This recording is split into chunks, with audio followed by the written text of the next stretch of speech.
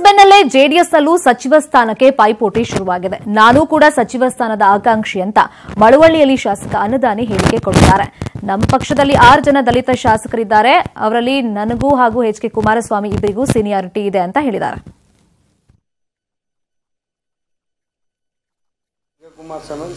ನಾನು ಆಕಾಂಕ್ಷಿ ಕೇಳ್ತಾ ಇದ್ದೀನಿ, ನನಗೂ ಒಂದು ಅವಕಾಶ ಮಾಡಿ ಅಂತ ಕೇಳ್ತಾ. ನಮ್ಮಲ್ಲಿ ನಾವು 6 ಜನ ಗೆದ್ದಿದ್ದೀವಿ ದಲಿತರು.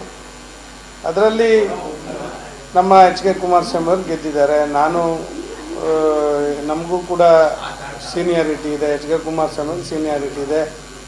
ಮತ್ತು ಬೇರೆ ನಮ್ಮ ಮುಖಂಡರುಗಳು ಕೂಡ 4 ಜನ ಆರಿಸಿ ಬಂದಿದ್ದಾರೆ.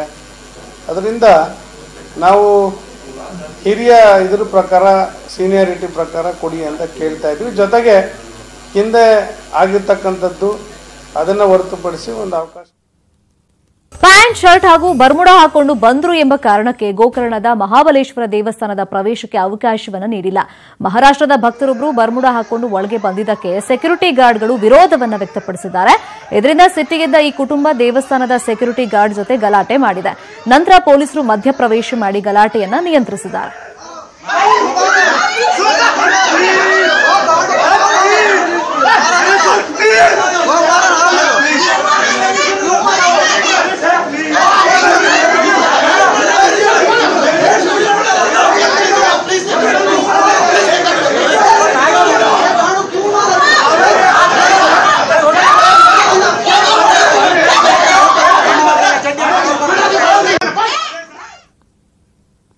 ಮಾರ್ಕ್ಸ್ ಕಡಿಮೆ ಬಂದಾಗ ಎಷ್ಟೋ ವಿದ್ಯಾರ್ಥಿಗಳು ಫೀಸ್ ಕಟ್ಟಿ ಉತ್ತರ ಪತ್ರಿಕೆ ಪಡೆದು ಕ್ರಾಸ್ ಚೆಕ್ ಮಾಡಿಸ್ತಾರೆ.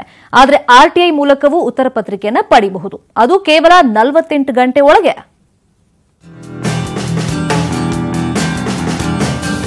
ಶಾಲೆಯಿಂದ ಹಿಡಿದು ಕಾಲೇಜ್ನವರೆಗೆ ಯಾವುದೇ ಪ್ರಮುಖ ಪರೀಕ್ಷೆಯ ಮೌಲ್ಯಮಾಪನದ ಮೇಲೆ ಡೌಟ್ ಇದ್ರೆ ರಿವ್ಯಾಲ್ಯೂಯೇಷನ್ ಮಾಡಿಸ್ತೇವೆ. ಅದಕ್ಕೆ ಉತ್ತರ ಪತ್ರಿಕೆಯ ಪ್ರತಿ ಬೇಕಾಗುತ್ತೆ. ಉತ್ತರ ಪತ್ರಿಕೆ ಬೇಕಾದ್ರೆ ಕರ್ನಾಟಕ ಪರೀಕ್ಷಾ ಪ್ರಾಧಿಕಾರಕ್ಕೆ ₹100 ಫೀಸ್ ಕಟ್ಟಬೇಕಾಗತ್ತೆ. ಎಲ್ಲಾ ವಿದ್ಯಾರ್ಥಿಗಳು ಹೀಗೆ ಅಂದ್ಕೊಂಡಿದ್ದಾರೆ. ಆದ್ರೆ ಆರ್ಟಿಐ ಮೂಲಕವೂ ತಮ್ಮ ಉತ್ತರ ಪತ್ರಿಕೆ ಪ್ರತಿಯನ್ನ ಪಡೆಯಬಹುದು.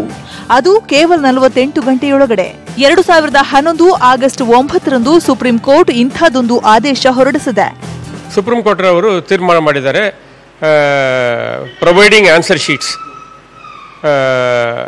to an examinee is a right of an examinee and it has to be provided under Rights to Information Act ಅಂತ ಹೇಳಿ ಆರ್ಡರ್ ಪಾಸ್ ಮಾಡಿದ್ದಾರೆ. RTI ಆ್ಯಕ್ಟಲ್ಲಿ ಆನ್ಸರ್ ಶೀಟ್ಸ್ ಕೊಡ್ತಾ ಇದ್ದೀವಿ, ಅದಕ್ಕೆ ಎಷ್ಟು ಫೀಸ್ ಅಪ್ಲಿಕಬಲ್ RTIಯಲ್ಲಿ ಅಷ್ಟೇ ಚಾರ್ಜ್ ಮಾಡ್ತಾ ಇದ್ದೀವಿ ಅಂತ ಹೇಳಿ ಅವರು ಒಂದು ಅಫಿಡವಿಟ್ ಫೈಲ್ ಮಾಡಿದ್ದಾರೆ. ಉತ್ತರ ಪತ್ರಿಕೆ ನೀಡಲು ಪರೀಕ್ಷಾ ಪ್ರಾಧಿಕಾರ ಕೋಟಿ ಹಣವನ್ನ ಫೀಸ್ ರೂಪದಲ್ಲಿ ಕಲೆಕ್ಟ್ ಮಾಡ್ತಿದೆ. ಆದರೆ ಆರ್ಟಿಐ ನಡಿ ಕೇವಲ ₹10 ಕಟ್ಟಿ ವಿದ್ಯಾರ್ಥಿಗಳು ತಮ್ಮ ಉತ್ತರ ಪತ್ರಿಕೆಯ ಪ್ರತಿ ಪಡೆಯಬಹುದಾಗಿದೆ. ಒಂದು ಎಕ್ಸಾಮಿನಿಗೆ ಅವರು ಬರೆದಿದ್ದು ಆನ್ಸರ್ ಶೀಟ್, ಆ ಆನ್ಸರ್ ಶೀಟ್ಸ್ನ ತಗೊಳ್ಬೇಕು ಅಂತ ಹೇಳಿದ್ರೆ ಈ has the right to get that information under RTI ಅಂತ ರೈಟ್ಸ್ ಇನ್ಫಾರ್ಮೇಷನ್ ಆ್ಯಕ್ಟ್ ಹೇಳ್ತಾ ಇದೆ. ಅದನ್ನು ಸುಪ್ರೀಂ ಕೋರ್ಟ್ ಹೇಳಿದ್ದಾರೆ. ಇವಾಗ ಕಾಪೀಸ್ ಕೊಡೋದಕ್ಕೆ, ಹಾರ್ಡ್ ಕಾಪಿ ಕೊಡೋದಕ್ಕೆ ₹2 ಪರ್ ಪೇಜ್ ಚಾರ್ಜ್ ಮಾಡ್ತಾ ಇದ್ದಾರೆ. ಉತ್ತರ ಪತ್ರಿಕೆಯ ಪ್ರತಿಯನ್ನ ಆರ್ಟಿಐ ಮೂಲಕ ಪಡೆಯಬಹುದೆಂದು ಸುಪ್ರೀಂ ಕೋರ್ಟ್ ಹೇಳಿದೆ. ವಿದ್ಯಾರ್ಥಿಗಳು ಹಾಗೂ ಪೋಷಕರು ಇದನ್ನ ಸದುಪಯೋಗಪಡಿಸಿಕೊಳ್ಳಿ. ನಿಖಿಲ್ ಜೊತೆ ಭರತ್ರಾಜ್ ಕಲ್ಲಡ್ಕ, ನ್ಯೂಸ್ 18 ಕನ್ನಡ, ಮಂಗಳೂರು.